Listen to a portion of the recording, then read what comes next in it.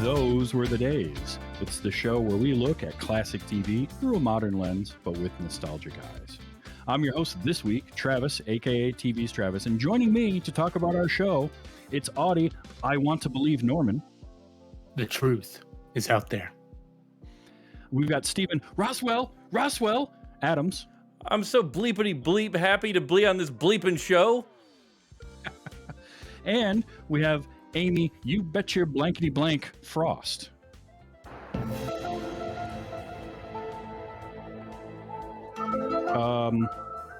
Guys, where's Amy? And why is her video feed just a picture of her with an alien head? I don't. It's got to be a gas balloon. Gas balloon. Neptune. Definitely Neptune. So she did send me cryptically an email just a little while ago with all her thoughts and notes on the X-Files, with the message of make sure this gets out in the public. It's very strange. Audie, what do you know about this? I don't know. I'm not getting any signal from Amy at all. Okay, that's weird. Well, I mean, she did say that we need to get the truth out there, so I think we just keep going with the show, right? I mean, the only possible thing we can do. It's what she would have for wanted, Amy. you know. It is what she would want. Amy would want us to do this. So tonight we're starting special guest stars month on the show. And we're talking about one of my favorite shows from my youth was The X-Files. It's season 3, it's episode 20, and the title is Jose Chung's From Outer Space. So tonight we're exploring the strange and the unknown, the stories from distant corners of what we call reality, alien abductions, men in black, and more special guests than you can shake a piece of sweet potato pie at. First, before we get started, I want to get your backgrounds with the show, starting with Audie. By the way, you're dressed impeccably as an FBI agent. I love the look. The audio listeners are truly missing everything that Audie has done to make this the best video we've ever had. It's fantastic. So what's your background with the X-Files? I watched the X-Files like crazy. I remember it being just Friday night viewing. I remember what we do. We'd go out. We'd usually go out for pizza with the fam, go by the comic book store, and then come home and sit down for some X-Files. And I remember watching it from the beginning and just loving it for what it was. It was something different. It was something strange, and it just sucked me in. So I was all about it. Honestly, that sounds like an amazing Friday night, by the way. Pizza, really comic book store, then X-Files. Deal me in for that. Mm-hmm. Steven, how about you? What kind of history do you have with the X-Files, if any? None whatsoever, Travis. This continues to be a show where I learn more about your version of classic TV than I ever expected, and I'm real happy about that. The grandest exposure I have, and this is not grand at all, is being at a friend's house while his family was watching it and basically running through the living room and occasionally looking at the TV going, "What is that?" But otherwise, like running around playing some game. But I remember it was on the TV.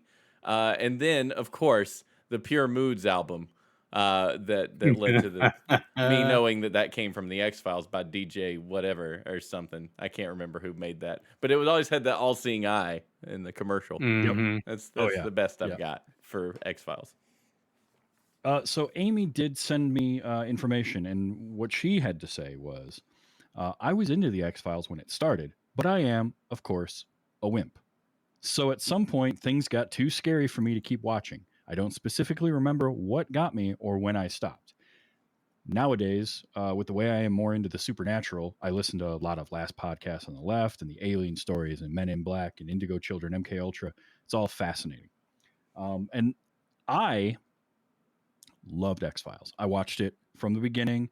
I latched onto it. I grew up with my dad liked sci-fi, so we watched a lot of science fiction stuff. When this show debuted, it was unlike anything we had really seen at all, let alone for a while on TV. It had a very cinematic look to it. The episodes were filmed great. I loved the storylines. I liked how they had this mixture of like like mythology stories, but then these little bottle episodes, these one-offs, kind of monster of the week stories. I remember going to see the movie, The X-Files Fight the Future, with somebody in high school. We dressed as Mulder and Scully and went to the opening weekend of it. Nice. Years later, we discussed and we realized that it was a date, and neither one of us really thought of it like that at the time. But it's like, no, we definitely went on a date and went and saw that movie, because like we had dinner and then went into the movie. But yeah, I remember seeing that. Like, I was all about the X-Files and watched a lot of it. And this is in my top 5 episodes of the entirety of the series. Is the one we watched for this.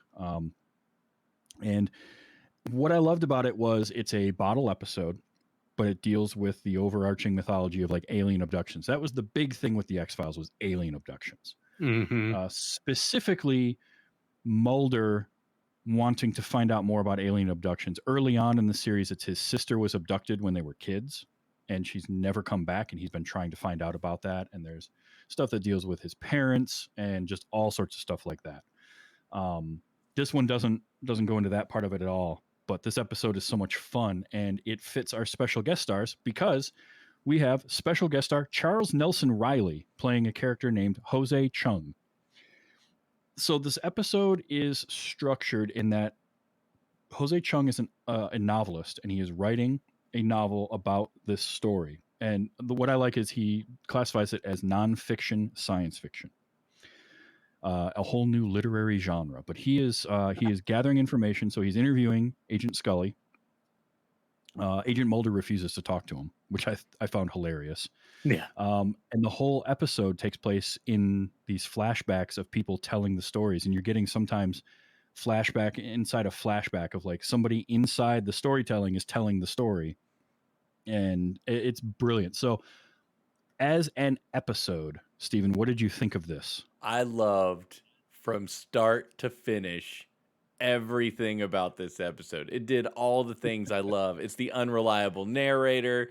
There are moments that are just laugh out loud funny. There's cringe moments. There's Jesse Ventura just rocking it. And I don't want to bet we're going to talk about him. But just like it's almost, I don't know if X-Files like always leaned into a cheeseball factor, but this leaned into like, it's at the same time you're like, what really happened? But you're also like, this is super weird. Like the claymation stuff at the beginning, and like I'm just, I turned it on. I'm like, wait, what year is this? What am I watching? Like, what's going on? And I love Scully so much. I don't know these characters. I don't have a history with them. And I loved them. I loved Scully for being like, I don't even know why I'm here. And Mulder for being like, super, everybody's been abducted. That's the only explanation. Because out of these stories, even in real life, you get what you want to read into it. You know, you can find, you come at it with your bias and you just run with it. And that I just loved it. When the credits rolled, I was sad. I was like, I got to go back to work now, and I don't want to. I want more X-Files. So yeah, A plus. You're in luck in that X-Files is all over Hulu, so you can keep watching. But we'll talk a little bit more about this specific episode and some of those points. But I do want to get Audie's thoughts on this. You remember this episode, and is this one that you liked, or is it not one of your more favorite X-Files episodes? I didn't remember this one until a certain point. In fact, I texted Travis as soon as that happened, when Mulder does his little scream. Oh gosh, in the middle of the episode. Like, whoever was telling that part of the story, what was it? One of the police officers or somebody said, he was like, I was like, oh my gosh, it just hit me. And I remember the rest of the episode. I remember parts, what it was doing. But yeah, it's funny because Steven's right. This is a super campy episode. And at the same time is so much an X-Files episode, because that is Scully the whole time. Like, that is Scully through and through. And that is Mulder through and through. Just thinking whatever could be possible at all. And it was great. By the way, what you're referring to is this sound. I was so glad. That's the exact moment that I pinged you. As like, Travis, please tell me you're capping things from this episode, because that was so well done. I rolled off the couch. I thought it was the funniest thing I'd ever seen, because the dude's just like, oh, there was this straight-laced man who didn't react until he saw the body, and that was the reaction sound. And then he saw the body and he did that. Like, go straight tip of the back hat to David Duchovny. Oh my gosh, that man. Yes. What he can do. So here's the thing with this episode. By the way, Amy did have in her notes, man, David Duchovny was such a 90s heartthrob. And Yeah. honestly, she's not wrong. Yeah. Him and Scully both. Like, Oh, everybody loved people both of them forget. and wanted both of them. Yes, they did. And I'll just leave it there. This episode is somewhat atypical of the X-Files in that it does have a lot more humor and a lot more campiness to it than most do. However, it was a series that wasn't afraid to do that. I remember there's an episode in, I want to say it's season 2, that dealt with vampires. And at one point, Mulder is telling somebody about how vampires have OCD. And then when a vampire comes into the room to like attack him, he throws his bag of sunflower seeds at him. And when they hit and fall on the floor, the vampire's like, oh, man, come on. Now I got to pick these up. And then picks them up. And that's enough for him to get away. Like, I distinctly remember that. So like the show wasn't afraid to be funny and lean into the silliness of it. But this was like much more than normal. And there's definitely a lot of episodes that are very serious as well and very straightforward played. But one of the reasons that I like this episode so much is because it leans into that, and it's not afraid. This is the 3rd season. They did there's a total of 11 seasons of X-Files, but a couple of those are recent. They started back up in 2016 after a long hiatus, but they did the first 8 seasons. So this is 3 seasons in, and they're already like poking fun at themselves. Because one of the things was like people would talk about David Duchovny's performance as Fox Mulder being very wooden. So of course they're going to make fun of that and have him be, you know, the mandroid, right? The emotionless man in black who then says, so, and it was his plain face when that happened, by the way. Without the so visual, done. It's not enough. But with the visual, it's just gut busting, because he just his mouth is the only thing that moves when he yelps. And then just goes right back to straight as an arrow. Yeah. I absolutely love when Scully is recounting her story and starts using the bleeping. Oh god! And because they just work that in without saying anything, and then they have to cut away and be like, "Well, you know, he didn't actually say bleeping," and then they just ran with that for the rest of the episode. Yes, they kept doing it. That was beautiful. I might have recorded a supercut of all of that. We'll nice. play that later. So good. But like you mentioned the unreliable narrator, and that was one of my favorite things about this episode, because you're getting all these like crazy stories, and like there's that whole moment where Mulder's in the diner with the lieutenant, and then Jose Chung is like, well, that's interesting because I have a friend who told me a story of the exact same night, and his is just 180 degrees different. So different. And like I love that stuff. It actually made me a little nauseous, his version of the story, because I'm like, I'm gonna throw up watching him eat pie over and over and over. Oh my gosh. I hope they got that in just as few takes as possible, because he does not take small bites at all. No, that was the thing. It was this massive bite of sweet potato pie. I'm like, good Lord. So, what do you know about aliens? Rah, rah, rah, rah. I like that it's one question per slice of pie. Like he asks the question and then eats the rest of the pie and orders another one to ask another question. It's so weird. It is. But it's so much fun. Like just the whole episode is silly and it's fun. It's this weird, these kids get abducted by aliens. I love the cold open, right? Because the cold open is very much like your standard kind of X-Files. It's got, I liked the bucket truck, and you got that underneath shot that looks like a spaceship, and then it's just a bucket. And then to have like that lead into the kids going down the road and your typical alien abduction of like the car dies and then the aliens show up, and all of that is like could have been any episode of the X-Files right up until the third alien shows up.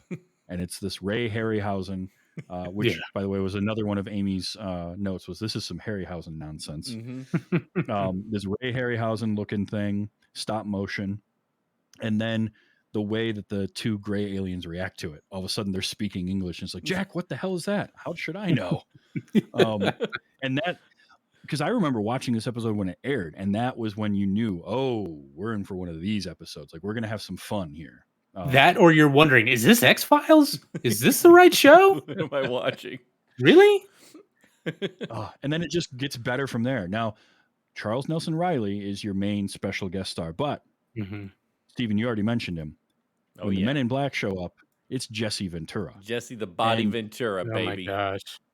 That entrance of the Men in Black is such a great scene, because one of the things that this episode did great was when Rocky starts to tell his story, and he's like, the weirdest thing happened, and then we go into a flashback, right? So we're flashback inside our flashback, and the whole thing happens where the car like pulls in, and they do weird stuff with the film so it looks odd, and the car pulls in, and he rolls down the window, and the way he delivers that line is just like, the thing most misassociated with UFOs is the planet Venus. And then there's that shot of Rocky where he's like, really? And then he turns like he's talking to Mulder. And that's when I knew something was weird. And because it's like, you think you're still inside of his story, but it's him telling his story. I love the way they do that. Like it's a cool feeling. And they did it again later on with the kid. But and then when he says that, and Scully's reaction, at what point? It was really great to set the stage for that too. Is that it was all in the same garage, so it made it really easy for them to segue from like he's looking over here at Jesse Ventura, and then directly back over at Mulder and Scully, and you're just like, oh wait a minute, this is a different time and place. This is genius, right? Great move. I really, really enjoyed that. This episode was directed by Rob Bowman. And I'm going to pull up because he has done some movies that you've probably seen before. But they did that same move, that same kind of camera thing later on with the kid where he's getting slapped by Mulder. And then, because what happens is it's when the Men in Black come in and Jesse Ventura pulls off the backbreaker on him and just drops the kid. That's the best move, which is so brilliant because like the kid's in the middle of saying something and he just grabs him like by the scruff of the neck and just picks him up as the kid's saying, Roswell, and he just drops him on his knee and drops him there. Like, it was actually an impressive little stunt move. It was good. I don't know if that actor had any stunt work or like professional wrestling background of his own, but he took that bump really well. But then you see him laying there, and then it's when Mulder shows up and slaps him, and I'm like, oh, they did it again. That's really well done. I love stuff like that. But getting back to go ahead. I was just gonna say, I would love to point out how Jesse Ventura's acting, to me, seems to have inspired Kevin from The Office in a lot of ways. Like if you just listen to him talk, it's just a lot of people confuse Venus. You're like, wait, that's Kevin from The Office. That's not Jesse Ventura. It was pretty dang good. That's funny. Anyway, yeah, and it's such a good. Like Ventura is so good in this episode because he's supposed to be weird and like not quite right. Ponytail sticking out from under his black fedora. Yeah. Yep. And to have a pro wrestler delivering these lines almost like he's giving a promo, yes, is perfect because it doesn't sound like what a normal person would speak. No. And so he's perfect for that. But then there's that moment when Mulder comes back into the room. So the Men in Black show up 3 times. They show up in this guy's garage for a fun little scene. And then they show up at the kid's house where he walks in, rips his VCR open, takes the tape out of it, gives the kid a backbreaker and leaves. Which is why would he trash the VCR? Like, just hit the button, dude. Like, you ripped the roof off of the thing. Like, those are expensive. Well, when you've got Jesse Ventura, just let him do it. Yeah. And then the third time is in Scully's hotel room when Mulder comes back. And what I like about that one is the first part of it when he walks into the room, he's like, "Where's Scully?" And you just get Jesse Ventura's reaction. It's like, she went to get some ice. Like he's not quite. It's almost like he's getting caught out of character for a second. and it was just one of those things that, like, the more times I watch this episode, the more little things I notice like that. And then he's like slips right back into it when Scully shows back up, Mm-hmm. and he immediately is like practiced with all that he's saying. I Um, I was just looking it up. This is a year out from Ventura becoming governor of Minnesota. A year It's a good from stunt. X-Files to the governor of Minnesota. People didn't know his It's name. true. You know, it'd been a long time since Predator. He had to get it back out there. Yeah, no, you're not wrong. Ain't got You're not time to wrong there. bleed. Mm-hmm.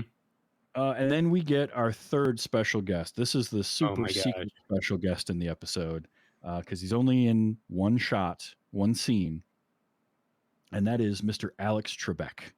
And it is such a great joke because the first time the Men in Black show up, you see Jesse Ventura get out and he's speaking, and you get the other Man in Black just puts his hand on the guy's shoulder. The second scene with them, Ventura comes in all bombastic, throws, rips open the VCR, all that kind of stuff, and you see the other Man in Black. And when the kid turns and looks at him, he like smiles with this recognition of like, "Oh, hey, how you doing?" And then the third time we find out who it is, and it just camera cuts to it, and it's just Alex Trebek, and he's like, "You're feeling very tired." And Well, then I to love cut to, but I then to love cut that back, it's Alex Trebek as Alex Trebek. yes, Yeah. and then to cut back and have the reaction of like Alex Trebek, the game show host, and it's like, well, I mean, it's somebody who looked like him. But it's such a great, like, that's such a great joke, and to play it Mm-hmm. out the way that they did, like, Steven, what was your reaction to that Oh, moment? it's genius. It was. I mean, I'm already just completely enamored by this whole episode. And then they pulled that. I was like, was that Alex Trebek? Holy smokes! It just because I kept waiting to see who it was because of like the relaxed posture of the previous guy who was just like, oh, hi, And no, it turns out that's like Alex Trebek is an actual Man in Black. He and Jesse Ventura cruise around the country, intruding on people, going, "You didn't see what you think you saw." Yeah. By the way, I would watch that remake if they decided to do Men in Black and they're like, you know what, we could cast Tommy Lee Jones and Will Smith, but I mean, these guys are already pros. They've already done it. Alex Trebek and Jesse Ventura in Men in Black. I'd Just pay all that money. going around telling people all they saw was the planet Venus. Yeah. All you saw was planet Venus. What I love too is the way he would say things like, "You're the president of your United States, James J. Carter Jr." And then the guy's reaction to that is I'm a just, "I'm a Republican. Republican." Like, that's a really good joke. That was I don't great. care who Mhm. you. That's a funny joke to put in there. It's really good. And this is a Darren Morgan written episode. He was kind of the story editor for it. I mean, it's a show, so they got like a writer's room, but he was known for some of these kinds of episodes, these kind of sillier episodes, if I remember correctly. But yeah, I love that, and then I loved the kid. I liked the cop too, the detective that basically is just there to fake swear. Yeah, the Mhm. fake swearing just had me over a barrel. I love that. I love that it was this blankety blank. You gonna talk to this blank head? It was Mhm. just Wait, the Well, best. the funny thing is, if you did that today, they would just swear. They would do a bleep out. Yeah. You know, they do the like in Scott Pilgrim, they do that a couple times. But I love that they committed to just that's their dialogue. You're right. Like instead of the swear word, they say bleepity bleep. And I like that they made the joke, but then they kept with it throughout the rest of the episode without ever referencing it again. So when Mhm. Scully is telling the story. Mm-hmm. Right. It's Scully telling all these parts because that's that guy saying it, and I loved that. Like, this episode is so well written and then performed because you have Scully and Mulder acting as they do throughout the entirety of the series. It's exactly how Yeah. they are, but then you have these few moments where it's somebody else telling the story, and so they just act a little bit weird. Yeah, they're just a Mhm. little bit more embellished. The Mulder eating sweet potato pie is just a little bit different than what Mulder is normally like. Not very far, but a little bit. Right. The nerdy obviously, guy who was at the scene of the that's alien, very different. the nerdy guy who was at the scene of the alien crash, like where they found the body, and he's retelling the Yes. story, and he's like, there was a woman who was definitely or there was a couple men. One looked like a woman, but they weren't pulling it off. Very, red hair, but a little too red. Yeah. What is he on about? This is amazing. Amy had a note about that too, which is like, come on, man. But the funny thing about that is like that makes perfect sense given who that guy is because he's Sure. a shut in. Yeah. So like his idea of what a woman's going to look like is not going to be Dana Scully at all. Right. Right. Not to mention the red hair is like just about the ultimate meta joke of the episode. Yeah. That's very, very true. I loved things like when people are telling a story and then it takes a left turn on you out of nowhere. Like when the kid is telling a story about where they're trapped in the cages, and he's like, I looked over and the other alien was over there, and Mulder's like leaning in, like, well, what did he do? And you just get, well, and then you just see the alien put a cigarette up to his mouth and take a drag off of it. and it's like you can hear him explaining this to Mulder in your head, and it just cuts back to Mulder with like this weird look on his face. And then when he talks later on in that scene, he mentions that the alien just kept saying, this isn't happening, this isn't over and over. And he's like, telepathically in your head? And he's like, no, it was English. Yeah. He was just speaking. I love that because Mulder is very classically like will lead the witness. And he does it in this episode too when Rocky starts talking about these strange men. I don't remember what they looked like, but I remember they were all dressed in black. Like Mulder's terrible at doing that. And so to have it be a kind of a running gag in this episode is also really funny to me. And Scully calls him out on it too. He's like, you're telling him what he saw. He's like, we need to hypnotize them again.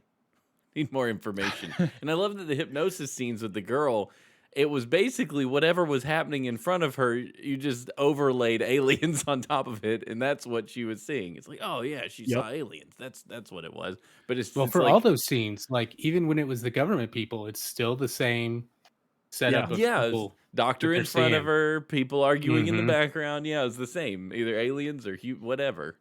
That was cool. And they did that a couple times because if you notice the initial interrogation when they have the boy there, it's the exact same camera setup and the detective walking in saying, whatever, are you sure would you be willing to take a polygraph for that? Like all of those lines and all of that camera work and everything is exactly the same as then when it's Scully sitting at the desk and Mulder walking around behind her. And they're asking him the same questions where he flipped his story. So again, there's that unreliable narrator thing. And I love that. It also did have the prison rape joke, which was a little, but like I also I get where they were trying to go. It's just probably not a joke that plays as funny today. Oh no! There was. I wrote that note. It's like the rape threat was hugely unexpected. I did not see that coming. Amy's note was bringing up prison rape is an interesting choice. But yeah, I loved that kind of stuff where they would reuse a setup and just give you the same thing with different people involved. Something about that is always fun to me. The hypnosis one is my favorite one though. Oh yeah, that was because good. You got like when she looks over to the side and it's he's laying there but he's not really there, and then you see what she's looking at and it's a table of Tim Hortons donuts, giving away the fact that the show is shot in Canada. Yeah, because they were filming everything in Vancouver. It's just it's such a fun episode because of all these elements. Again, Charles Nelson Riley, who we haven't talked about a ton, but he's delightful. He's great. He's like this.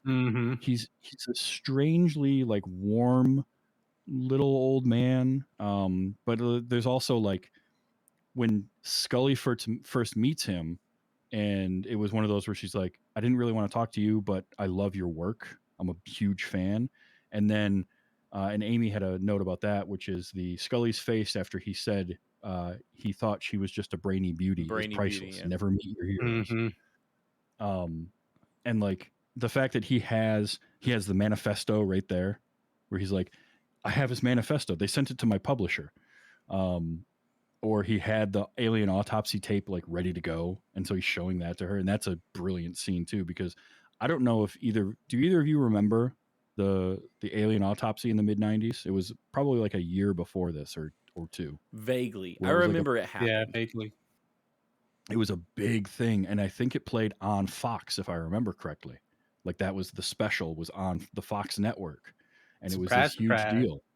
And so for them to poke fun at that is brilliant.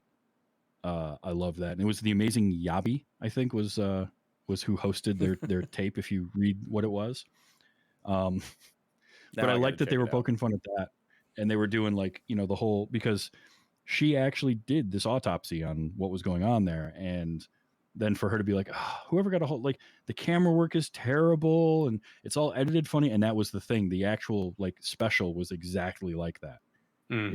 It was like somebody who'd never held a camera before was running around trying to film from all the different angles at the same time, and it was all like terrible audio and it was chopped all to hell. Like so they recreated that perfectly. Um, and then I love her reaction too, which is yeah, but they cut out all the actual important findings, and it's her finding that there's a zipper, Yeah. and they take Hmm. the mask off, Yeah. Which and then feels the like kid. something you would do before you got the alien into the lab. You would be like, that feels like latex. Maybe not. Maybe you do start poking it with sticks. And then you're like, oh, this isn't a human. Like, what are we doing? Yeah.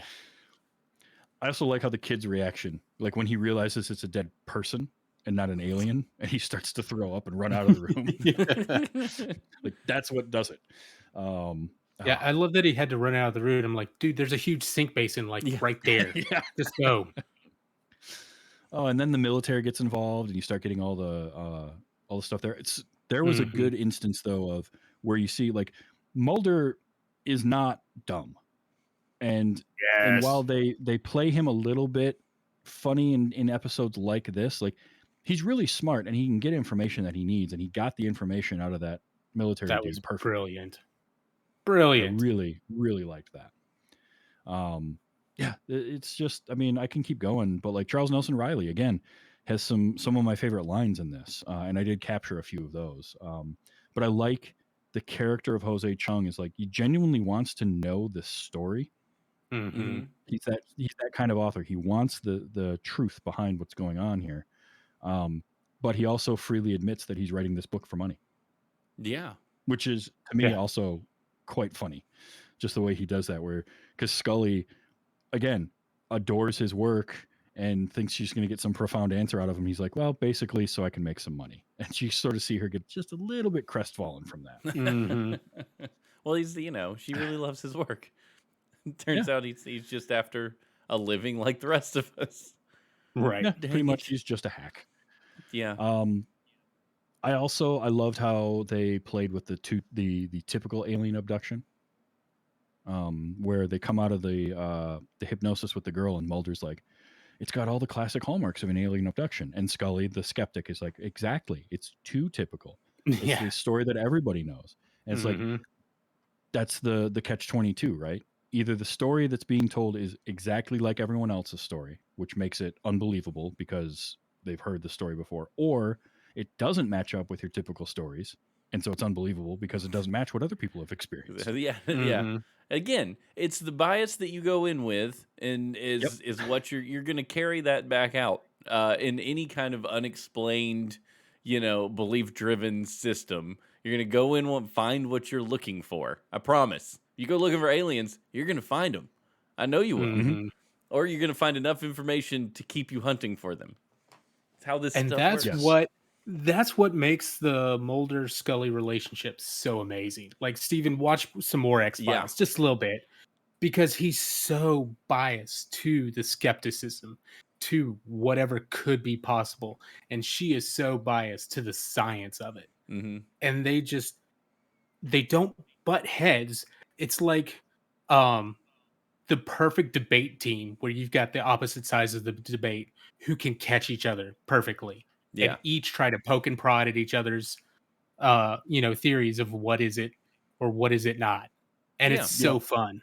Well, you don't get better at something by hanging out with everybody who thinks like you do. You get better at Mm, testing your metal with someone who wants to find the other point, and then you chit chat. mhm. But that's the key. They can do it, and they're partners, and they don't dislike each other.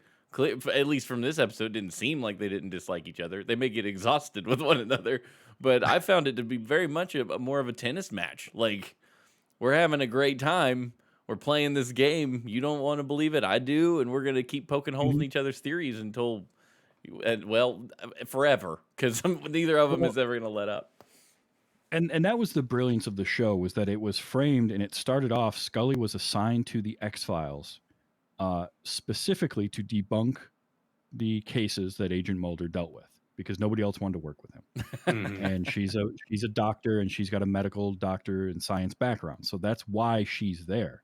So they are perfect foils for each other because he is very steadfast in what he believes. She is as well. They butt heads, but they respect each other enough that they listen to each other. And Mhm. as Phil in the chat is saying, the show doesn't play favorites with either one either.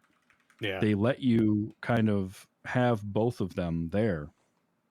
And it works. It works because they don't lean too far in one way or the other, but yet the show is like fantastical. I mean, the stuff that we're seeing as the Mhm. audience, we know what's going on, but something will happen would be explainable for Scully at some point, usually, Mhm. or she'll just miss it entirely. That's the fun Um, thing too. Like it's never Mulder convincing Scully these crazy things are actually happening. It's them at the end of the episode finding their truth of what it was. And yep. Mulder's like, "Yep, this more aliens," and Scully's like, "No." Swamp gas. Yeah. Yeah. So here's the big question I want to know. Travis, Sure. are you a Scully or are you a Mulder? Because you've done this whole X file. Like people don't know, but Travis has been into the paranormal, and I want to I have know so where you're Mhm. at on the X yeah. Files. So I have always been fascinated by supernatural and paranormal. It part of it comes from growing up listening to Art Bell in the middle of the night, and then George Norrie after him, reading science fiction, diving into conspiracy theories at the time, like the fun conspiracy theories. Um, so I've always been fascinated by it, but as I've gotten older, I've become more pragmatic in my thought process. So I would say when I was younger, I was much more of a Mulder, Hmm. and I've leaned, I've drifted back to the middle of that spectrum between the two of them. I do think there are things we can't explain in the natural world the way that it is now. What those are, I don't know. Like like recordings or video footage or photos or something. A lot of them can be explained away, but there's that small percentage of them that you can't explain away with our current knowledge. But what could it be? Well, it's probably got an explanation. We just need to find it. If you went back 200 years and there's radio signals bouncing around, there's like noise, that would freak people out. That's magic to them. But we now know what radio is and we've discovered that and that kind of thing. So like that's kind of where I fall, is like I want to understand it. I want to figure out what it is that's going on. If somebody is seeing a glass on a table and then it moves on its own, well, what caused that to happen? Not, oh, it has to be a ghost, it has to be a spirit, it has to be Bigfoot. But what is it? What did that? Like I in my travels and in my kind of investigations and things that I have done, which admittedly are extremely amateur level, I have had experiences that I cannot explain. I've had recordings of things I cannot explain what happened in that recording, and I still haven't been able to figure it out. But I really, really want to. Sure. So So the that's where older I'm you at. get, the more you look at the facts, and then you work your way towards the solution, rather than the solution reinforcing the facts or Yes. whatever. Mhm. Yes. Yeah. Audie, where do you are you a Mulder or a Scully? I think I'm with Travis and kind of in between. Like I'm just thinking about what was it last year? The government admitted, yeah, we've had UFOs. We don't know where they're from, and everybody jumps on it like they're aliens. And it's like that's not exactly what they said. They just said there's this stuff we can't explain, and we're admitting it now. So it's like I don't know. There's Yeah. so much stuff out there, and so many things that we keep discovering things, and it's just like okay, well, we didn't know that, so what else don't we know yet that we're going to find out and figure out one way or another? Yeah. Yeah.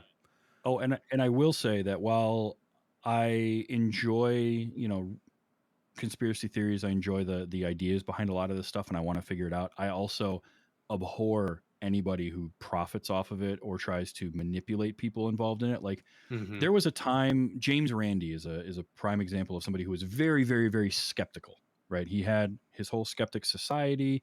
He had his prize of, if anyone can prove something paranormal, I will give you $1 million, whatever it was. And when I was younger, I didn't appreciate what he was trying to do because I just thought of him as this curmudgeonly old man that was like, nothing's real. It's all fake. Well, no, like 99.99% of it is. And he never had anybody that had verifiable, repeatable way to do something that they claim to be paranormal.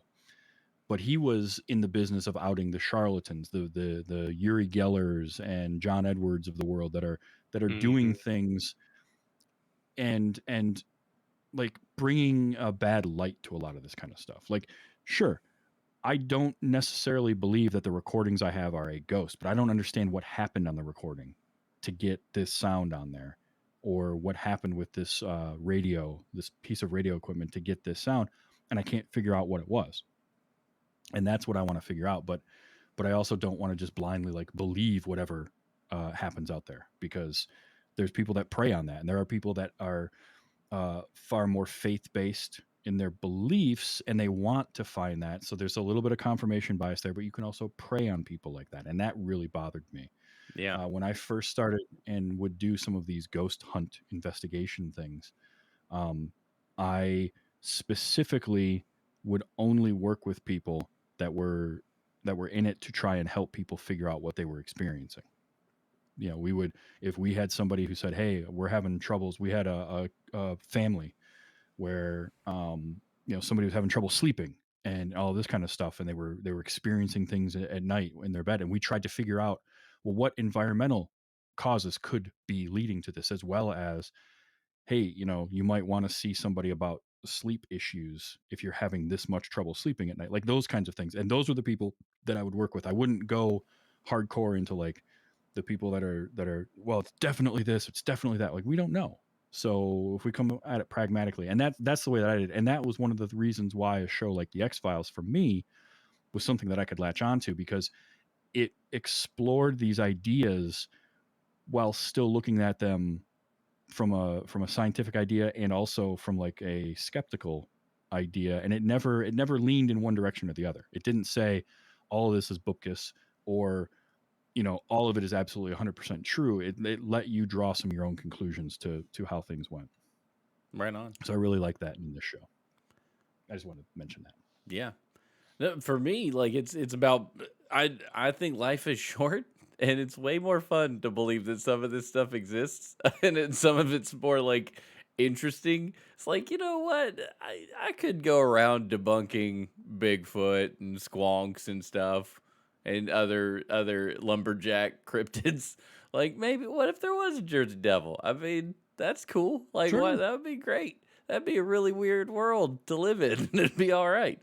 And the thing about, I think I stand with you firmly in the don't capitalize on other people's, like, Hellbop guy, could die in a fire. Like, that's Uh-huh. ridiculous. And you took people down with you because of this nonsense. That's different. Or the people that like sold their homes and drove around in an RV because 2012 was going to be the end of the world. Like, Right. Hmm. shenanigans. Don't do that. But if I'm sitting around going, hey, I saw something weird. That could be alien. Maybe it is. Who knows? I have a lot more fun with that, and I'm pretty sure that my imagination appreciates the possibility. But it also makes me very gullible to like everything, so I have to be very guarded. That way, I hang around the right friends. Because if I hang around the wrong ones, I'll be like, I don't know what to believe anymore. Um, so Well, but it's a and good that's kind time. of the thing, right? Like that's sort of the thing is in entertain the idea, but be grounded in it. Sure. Like, no, not every Hmm. person who says they've had an experience that they feel is paranormal is lying to you. They may either be mistaken, they may misinterpret what's going on, or they may have had some sort of genuine, we don't know what happened experience. But at the same time, don't take every person who's told you they've seen a ghost at face value, Yeah. because there's a lot of ways Yeah. that we fool ourselves too. And that's another thing that, as I've gotten older and as I've researched things and listened to people more, I kind of came to realize is there's a lot of ways that human beings do trick ourselves into believing things. Oh, sure. But I still am utterly fascinated by all of it, and I always like to Mhm. check it out. So, you know, And it I is what it is. Like, I'm skeptical, but I'm skeptical in the sense of I'm asking questions. I'm not cynical and just dismissing everything outright, Mhm. which the skeptical society and people that identify themselves as skeptics have gotten to that point where it's just they're cynically like, nope, none of this is real. Can't be. It's Yeah. all bull. And I don't agree with that. They're probably not wrong on most of it, but there's that small percentage that's a little weird. And plus, again, life's too short. Have some fun. It's fun stories, if nothing else. If you're not hurting Mhm. someone with it, if you're not profiting off somebody else's misery or causing someone, kind of know your audience, right? Like don't overdo it. Have fun with it. X Files is a classic case of that. Fringe was another show that dealt with a lot of stuff where there was skeptical takes on it during, especially the early episodes. Mhm. And I love stuff like that because it does make for fascinating stories. Well, So and it makes for a modern day mythology that we just don't have as much. yeah, Like so much of the world so long ago was explained in different ways, and we've become such a science-based society now that it's either we can prove it or it's wrong, you know? So like if I can't prove it, then it's not really this mystical thing. It's just something I haven't proven yet. And it's like, well, let's be open to maybe something weird is happening that we can't and never will be able to explain. yeah, yep. It's and it's all fascinating to me. Hmm. Hmm. So yeah. Hey, did either of you catch one of the fun little Easter eggs in this episode? Because I'm looking at my notes from Amy, and she did. So I'm curious if either of you caught a fun little Easter egg in the diner. I will tell you that it was in the diner. I'll give you a minute to figure that out. While you're thinking of that, um, I well, okay. Audie, did you happen to catch the little Easter egg there? Do you remember I anything from the diner? Not specifically, nothing that Okay. I can Steven, remember. did anything in the diner make you think of another science fiction movie, perhaps? No. Oh, yes, yes, yes. Close Encounters of a Third Kind. He was messing with his mashed potatoes with his fork, and he was making the little mountain. Oh, We have a winner. Ha! Ding, ding, ding. yeah. That is correct. Amy put that in her notes of Close Encounter of Potatoes. Yeah, I saw that. I love that. That's fun stuff that you just know somebody was like, oh, this would be great to do. Like that feels like a last minute. Oh no, do this with the mashed potatoes on the plate. That'll be fun. Yeah, and it was so And then absent-minded. they kind of It was the Hmm. camera's yeah. focusing on him doing his thing. He's just over there, bloop, bloop, bloop, putting this little This ridges. episode feels like Chris Carter walked into the writers' room and said, "Okay, fellas, ladies, we're gonna have some fun with this one." Yeah, Oh yeah. Oh yeah. I do have a few more audio clips I want to play for you guys of this episode because this one was full of great so good. stuff. Oh, it Not was. Oh my it's gosh. not it's not only um, I'm going to play the hell out of that. That's so great. When Mulder is reading the manifesto, when he's reading Rocky's thing, what I loved about that is as he's going and it's like cutting back and forth between him reading it and all that, but then when he gets to the end part of it and he says, whose name, he soon told me, was Lord Kinboat. and you've got that kind of fun music playing there for a minute, and he just looks up Mhm. at Scully like, all right, this guy's a bit of a crackpot. You win. That got me. And then to have that brought up again later, that's the other good part is then Mulder when he's retelling his story with Lieutenant Schaefer, and he mentions the third alien, and Schaefer's like, oh, you mean Lord Kinboat? And then he just gets hauled off. That cracked me up. Like that's another one of those well placed, well paid off jokes. I love that Lord Kinboat also spoke in the King James English because he's like, Yes. "Do not be afraid. I bequeath to Oh, you." I was just amazing, so good. It's so good. Mhm.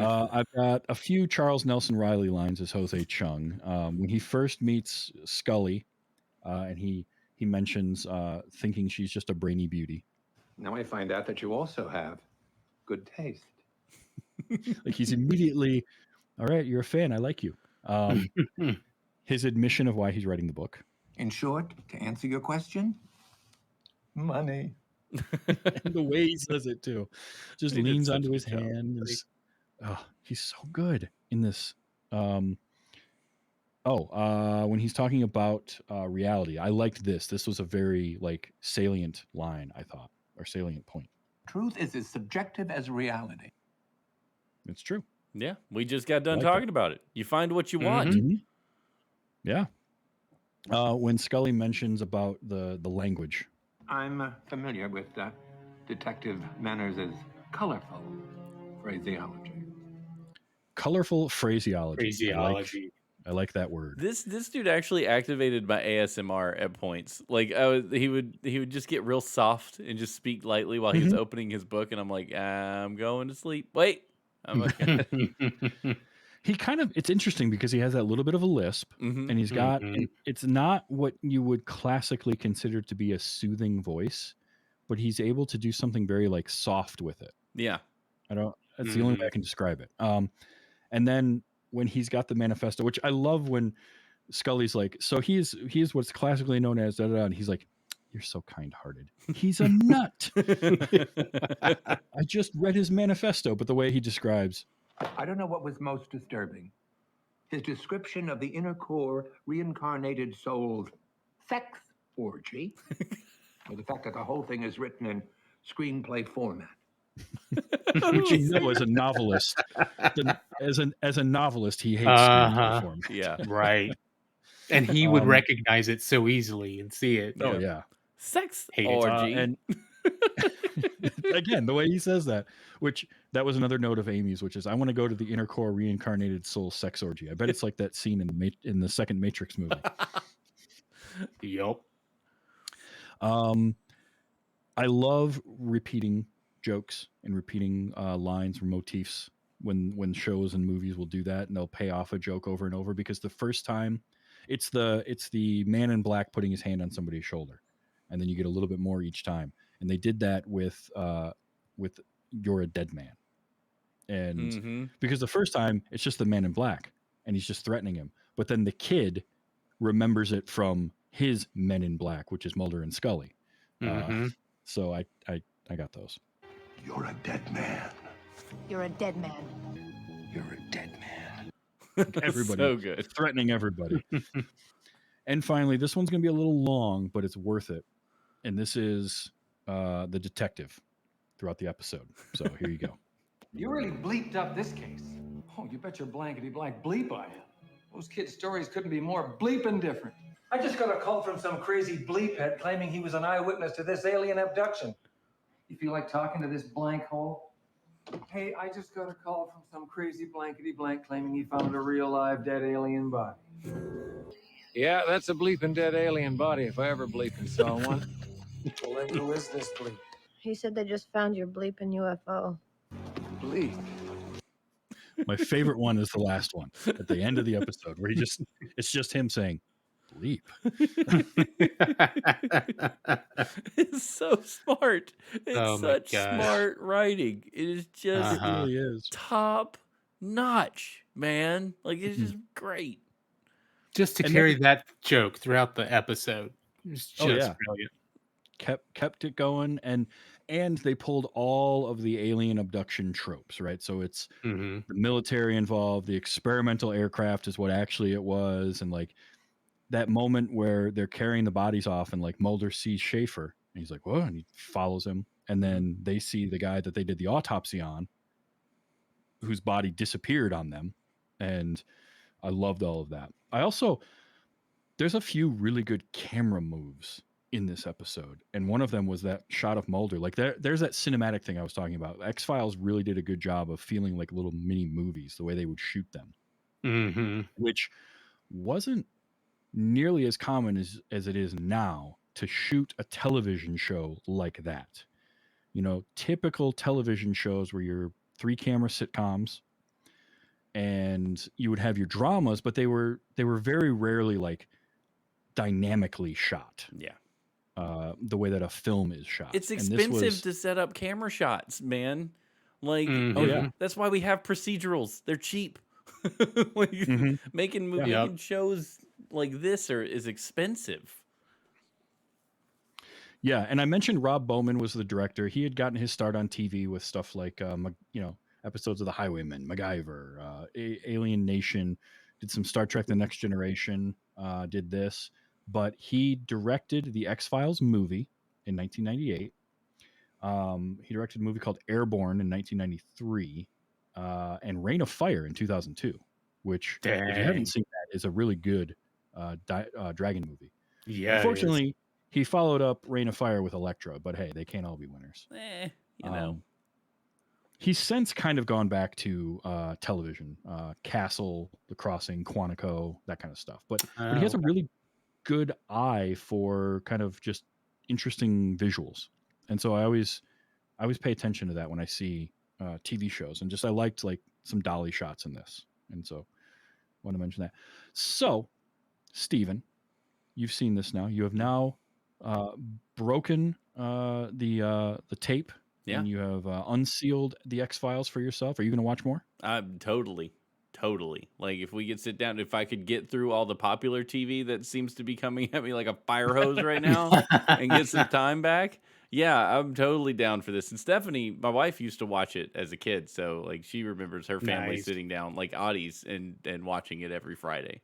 So I think I could get her into it. We could that could be our thing for a little while. Heck yeah. Yeah, it's great. Loved it.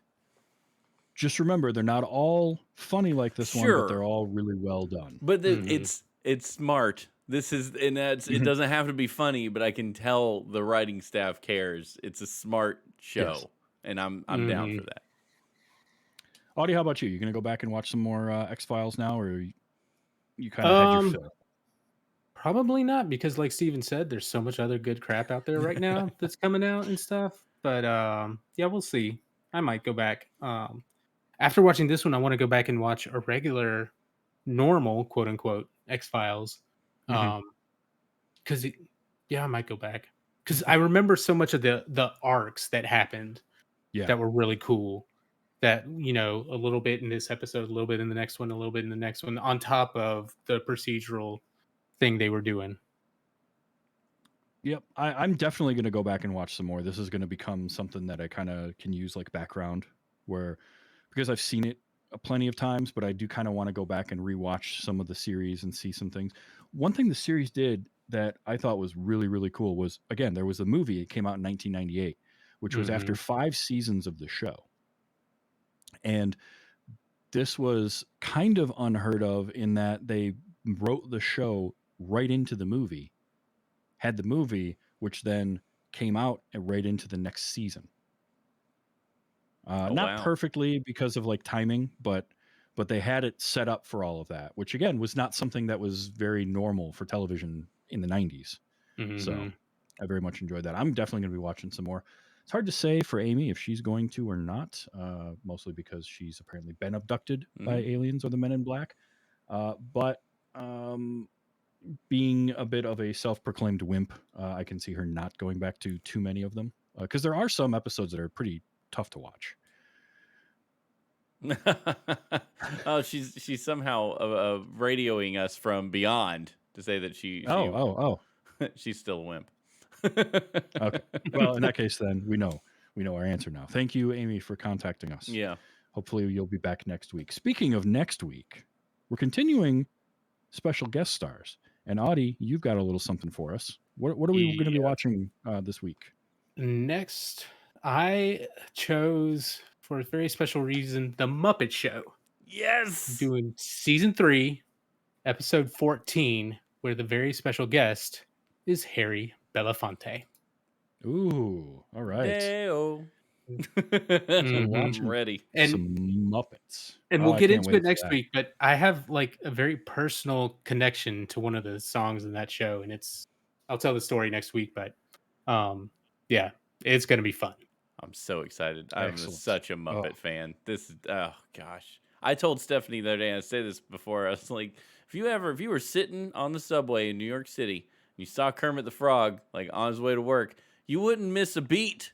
That would be the most normal thing you'd ever seen in your life, because they've made them so real over the course of the last 50 years that you're like, yeah, if I saw Big Bird like just wandering around, I'd be like, holy crap, Big Bird. That's crazy. He must be on his way to work. Wouldn't think twice. It's just Big Bird. Yeah, you know? I mean, Yep. it's a big deal.